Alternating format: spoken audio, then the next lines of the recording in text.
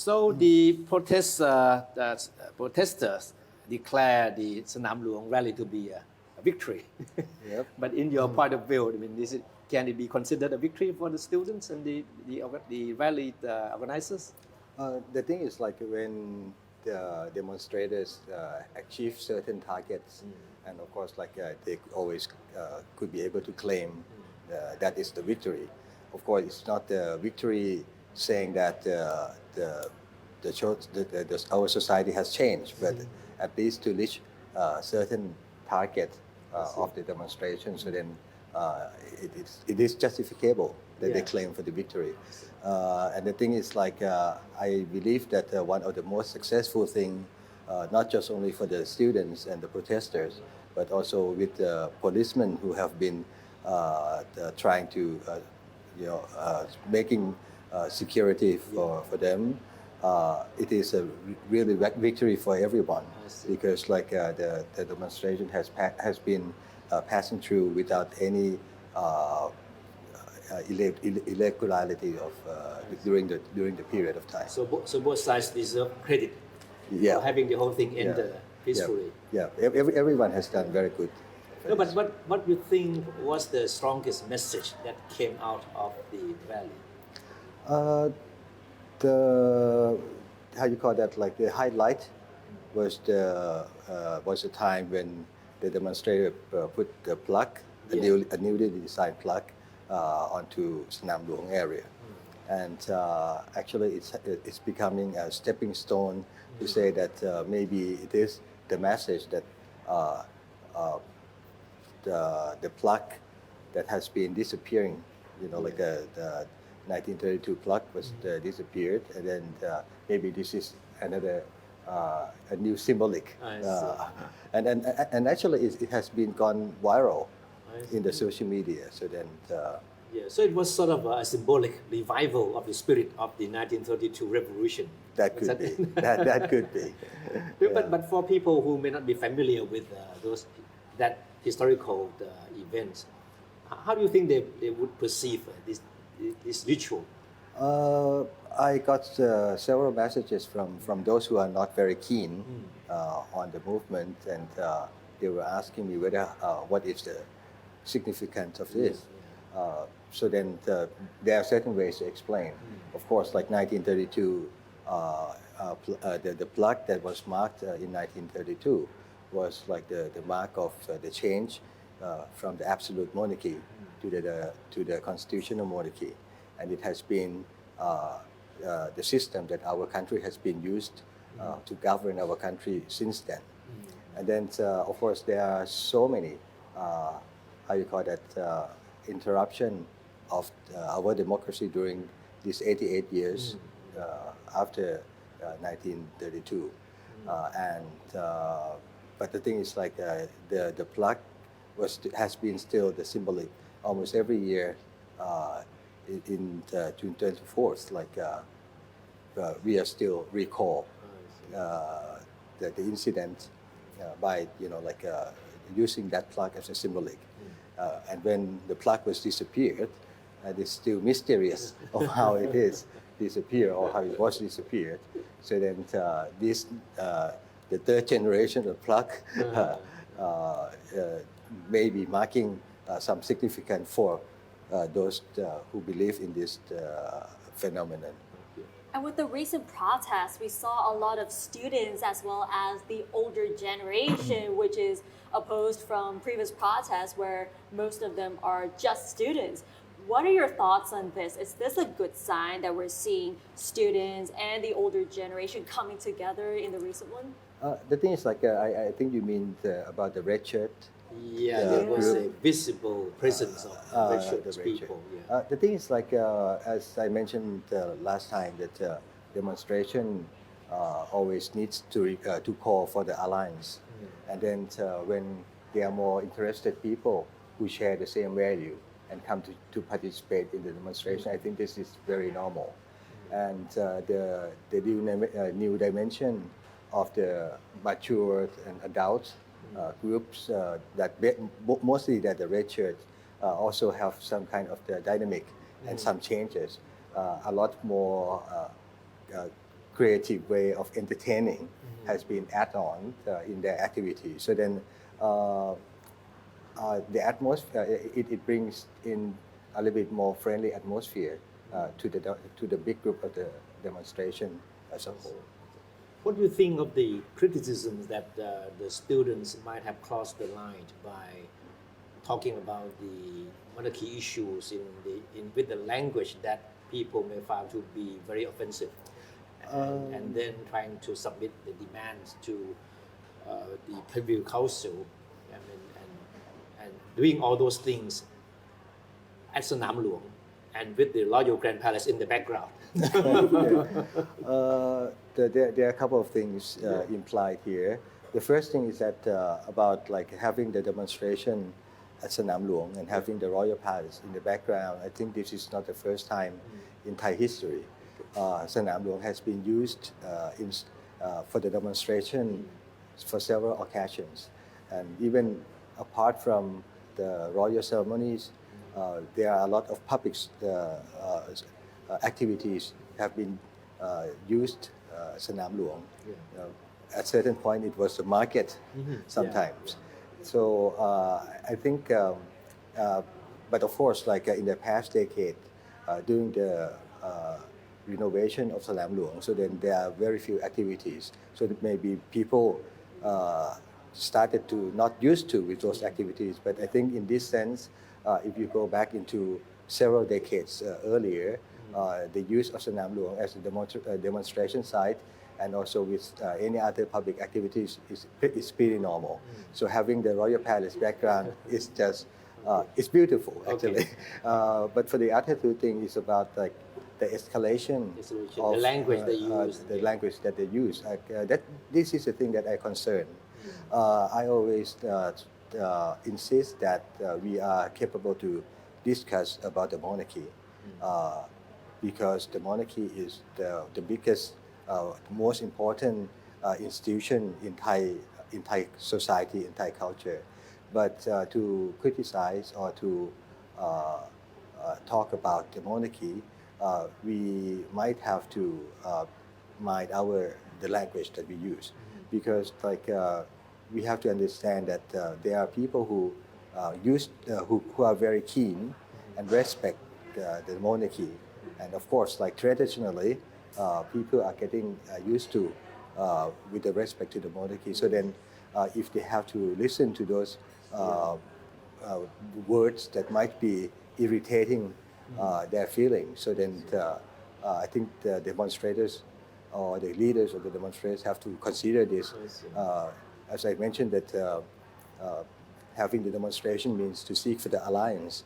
So it means that if you use the language that might be irritating some groups of people, so then it is going to be very difficult to call for the alliance in the future. But do you think the student leaders, especially those who went on stage and made very, very strong demands, do they really care about the feedbacks that they have received?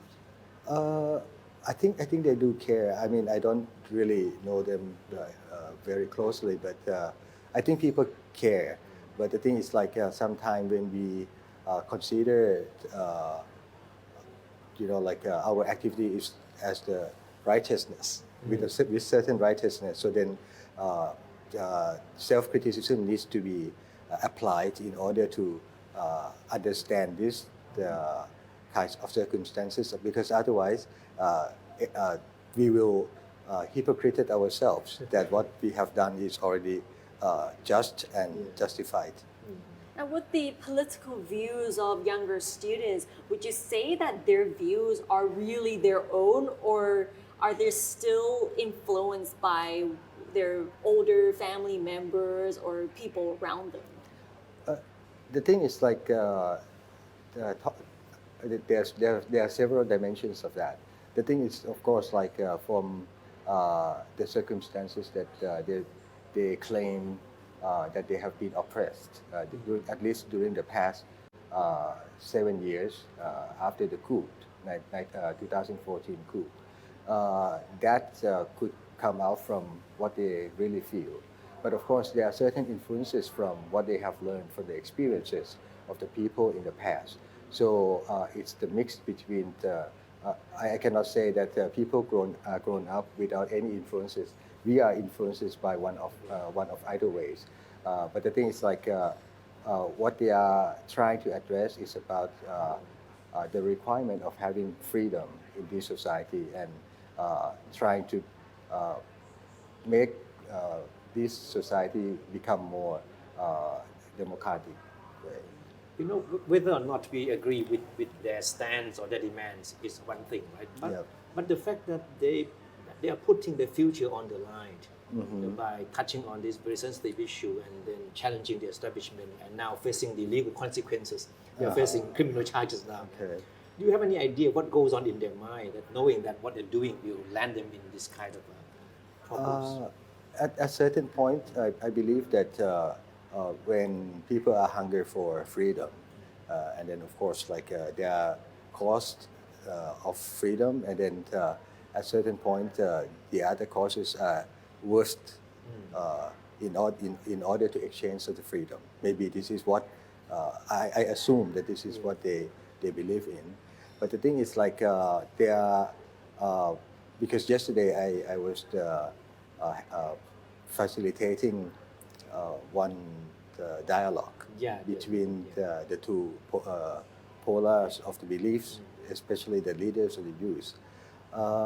I found that there are certain significant issues related to the beliefs of among those groups. The thing is like we I mean, all this, everyone, like the demonstrators, and of course for us, we are trying to pursue more democratic society. And the thing is like when we talk about the structure of the society, sometimes we forgot to look at the how you call that the human level, like the interaction between human and human, which means that at a certain point, even we have totally different beliefs in the political standpoint, but there are certain aspects of people's life that human and humans could be participating. There was one student asking me whether it is necessary to tolerate the dictatorship. I was answering him that we are not tolerating the dictatorship. We are tolerating the ideas of other people in our society. So that's a little bit different. So then, if they can distinguish between the systematic or the social system and the interpersonal relationship of human being in our society, so then there will be some rooms that they can how you call that develop the activities and the movement in the future. So at this point, do you think it's still not late or not too late for dialogue between the protester, the students, and the government, the Prime Minister in particular? Because as we know that the Prime Minister himself once or twice promised to have a dialogue with the students, right? But that never materialized. So do you think there's still time for that to happen? I think our society is not quite used to with this kind of dialogue. We always have certain conflict resolution means by the winner takes all. Like when we are conflicted with somebody else, we bring the issues to court. The court is also one of the conflict conflict resolution technique. But when you win the case in the court, it means the conflict solved, but the winner takes all.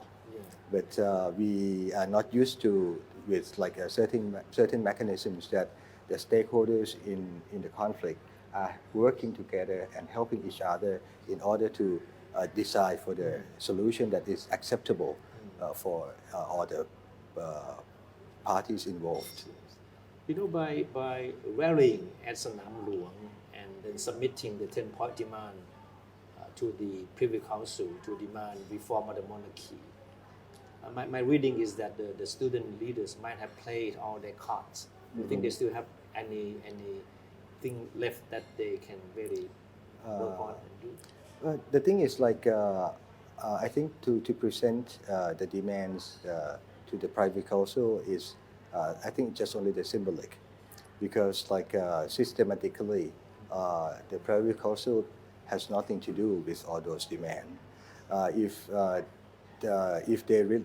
the students wants to see that this demand is being discussed, because it needs to be discussed, and finally some parts of it could be realized or could be made realistic. It means that it has to pass through several legitimate regulations, for example, like amending of the constitution or redrafting or drafting of the new constitution, which is the channel that they could pursue in order to make this thing realistic. Yeah. So then I don't think this is the just only the final card on the that they take to play, but it could be just a kind of a symbolic movement. But the thing is, like, I'm not sure whether what they are going to discuss with what they are going to propose tomorrow to the parliament.